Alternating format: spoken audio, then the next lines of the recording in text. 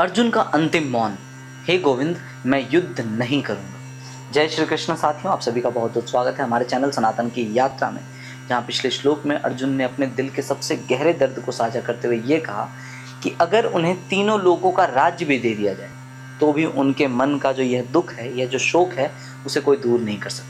आज के श्लोक में संजय धृतराष्ट्र को यह बताएंगे कि अर्जुन ने जब अपने मन की सारी बातें कह दी, अपने सारे तर्क दे दिए, अपनी सारी पीड़ा जब उनके सामने भगवान कृष्ण के सामने बयान कर दी, तब उन्होंने आखिरी वाक्य क्या कहा। आइए जानते हैं इस श्लोक के बारे में। दूसरा अध्याय 9वां श्लोक। संजय उवाच एवमुक्त्वा ऋषिकेशं गुडाकेशः परन्तपः न योत्स्य इति गोविंद मुक्त्वा तुष्णीं बभूवः। संजय ने कहा, हे राजन, अंतर्यामी ऋषिकेश यानी श्री कृष्ण से ऐसा कहकर निद्रा को जीतने वाले परंतप अर्जुन ने गोविंद से यह साफ साफ कह दिया कि मैं युद्ध नहीं करूंगा, और ऐसा कहकर पूरी तरह मौन हो गए, अर्थात शांत हो गए। यहाँ संजय भगवान श्री कृष्ण को ऋषिकेश कह रहे हैं, अर्थात जो इंद्रियों के स्वामी हैं, जो सब के स्वामी हैं, जो अंतर्यामी। यहाँ वे धृतराष्ट्र को याद दिला रहे हैं, अर्जुन भले ही चुप हो गया है, लेकिन उसका मन जिनके हाथों में है उनको सब पता है। इसके साथ साथ अर्जुन को यहाँ पर संजय ने गुड़ाकेश कहा है। दोबारा से गुड़ाकेश अर्थात जिन्होंने आलस्य और निद्रा पर विजय पाई है, और इसके साथ साथ परंतप भी कहा है। परंतप का अर्थात मतलब जो अपने सामने के योद्धाओं को कपकपा दे। इसलिए संजय कह रहे हैं कि ये जो अर्जुन अब जो शांत हो गया है, ये कोई आम इंसान नहीं है, ये वही महाबाहु अर्जुन है जिसने अकेले रण में ऐसे ऐसे युद्ध कलाएं की हैं जिनसे डरकर बड़े बड़े योद्धा भी भागे हैं। ये इतने महान योद्धा हैं, आज भले ही शांत हैं क्योंकि उनके मन को मोह ने जकड़ रखा है,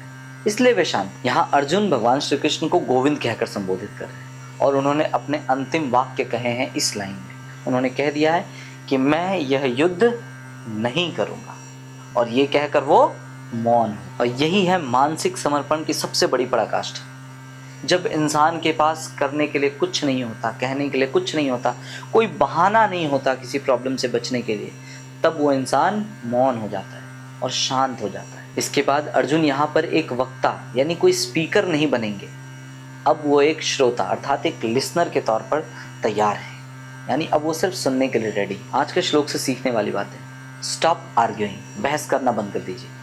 जब भी हम किसी बुरी परिस्थिति में फंसते हैं तो सबसे पहले हम भगवान से या हमारे करीबियों से बहुत बहस करते हैं कि मेरे साथ ही ऐसा क्यों, मैं ही ऐसा क्यों करूं। और इस श्लोक से अर्जुन से यही सीखना है कि हमें एक समय पर चुप हो जाना चाहिए, अपनी बकबक को बंद कर देना चाहिए और शांत हो जाना चाहिए। दूसरा है मौन का महत्व, यानी शांत होना कितना इंपॉर्टेंट।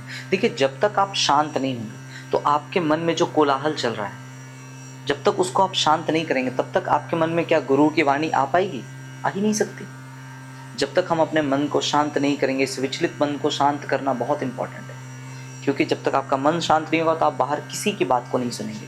इसलिए अक्सर ऐसा होता है कि जब लोग गुस्से में होते हैं तब उन्हें किसी की बात समझ में नहीं आती, क्योंकि उस दौरान उनका मन जो है वो शांति नहीं है।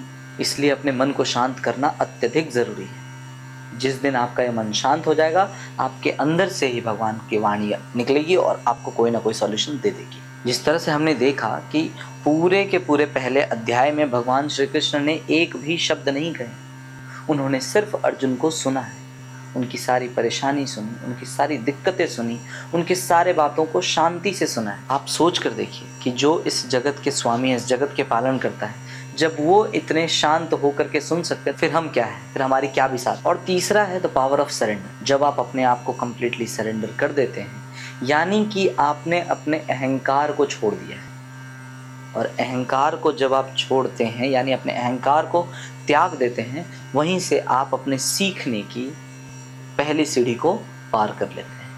यानी यहाँ से अब आपके सीखने की शुरुआत होने वाली। तो अर्जुन पूरी तरह मौन हो चुके हैं, उनके आंख का जो आंसू है वो भी सूख चुका है, उनका गांडीव उनके हाथ से छूट चुका है, और उन्होंने साफ साफ कह दिया है कि अब मैं यहाँ से बिल्कुल मौन हो जाऊंगा और मैं ये युद्ध नहीं करने वाला। अब मैंने अपने आप को आपको सौंप दिया, अब आप जैसे चाहे वैसे कीजिए। साथियों, भगवद गीता की सीरीज चल रही है जहाँ मैं दूसरे अध्याय को कंप्लीट कर रहा हूँ। आशा करता हूँ कि आपको मेरा यह प्रयास पसंद आ रहा होगा। तो वीडियो पसंद आए तो इसे लाइक करें, अपने फ्रेंड्स और फैमिली में शेयर करें। मिलते हैं आपसे अगले श्लोक में। जय श्री कृष्ण, जय श्रीमन नारायण, जय श्री राधे।